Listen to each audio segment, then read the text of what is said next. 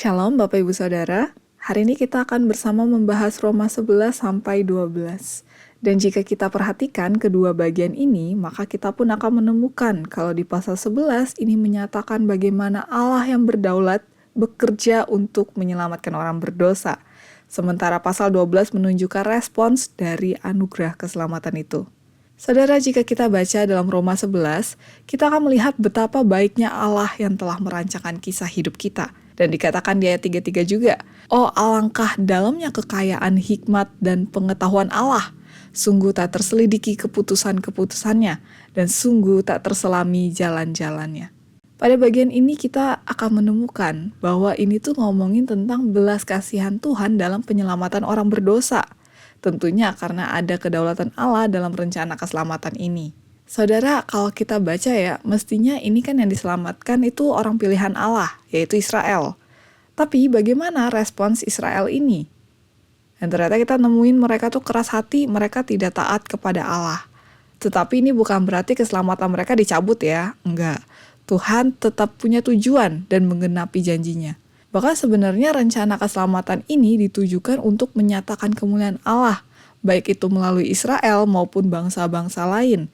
Sehingga penolakan Israel itu bukan sekedar alat untuk bikin mereka cemburu, tapi ini jadi bagian dari rencana Allah yang lebih besar, yaitu untuk menyatakan belas kasihannya kepada semua orang. Nah, dari sini kita bisa paham kenapa Allah yang berdaulat juga memberikan anugerah keselamatan itu kepada non-Israel. Dan rencana keselamatan Allah ini pun telah digenapi melalui Yesus Kristus yang menyatakan kasih-Nya yang besar dengan memberikan pengampunan bagi orang berdosa. Dan melalui salib Kristus kita melihat Allah itu menunjukkan keadilannya dan menghukum dosa. Dan ini adalah bukti bahwa keselamatan itu adalah anugerah yang murni dari Allah. Bukan karena status, bukan karena perbuatan kita. Saudara, kalau dipikir-pikir sebenarnya ya kita juga mendapatkan berkat Tuhan itu bukan? Yaitu anugerah keselamatan. Dan begitu pula Tuhan juga rindu kita terus datang padanya dan hidup di dalam anugerah itu. Tapi ada nggak ya petunjuk hidup dalam anugerah itu? Ternyata di dalam Roma 12 ini memberikan kita arahan bagaimana hidup dalam anugerah itu. Yaitu dengan persembahan hidup yang kudus, yang berkenan kepada Allah menjadi ibadah yang sejati. Bahkan tidak berhenti sampai di situ, tetapi kita juga diajak untuk hidup dalam kasih dan kerendahan hati. Tentu inilah respons yang Tuhan ingin kita lakukan baginya. Hidup yang berkenan kepada Allah. Bukankah kita diajak bukan lagi hidup untuk diri sendiri, tapi hidup untuk memuliakan Allah? Tapi bukankah hal ini merupakan tantangan bagi kita? Karena kita menyadari bahwa kita ini manusia lemah dan bisa saja jatuh.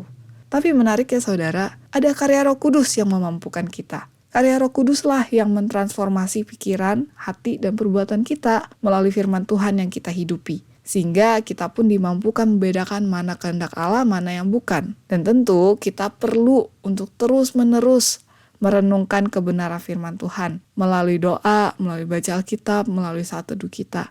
Selain itu, kita yang telah dikasihi Allah lebih dulu, mari kita juga menyatakan kasih itu kepada orang-orang sekitar kita. Bukankah ini juga panggilan kita untuk menjadi terang dunia melalui kasih yang nyata? Kita bisa memulai dengan menunjukkan kasih kepada mereka yang sulit dikasihi. Kita bisa dengan melayani sesama dengan rendah hati dan tulus. Dan ini juga menunjukkan hidup kita adalah ibadah yang sejati itu. Saudara, mari kita renungkan kembali. Apakah kita menyadari bahwa hidup kita adalah milik Allah semata, hasil dari karya anugerahnya yang melimpah? Apakah kita sudah menyerahkan hidup kita sepenuhnya untuk memuliakan namanya?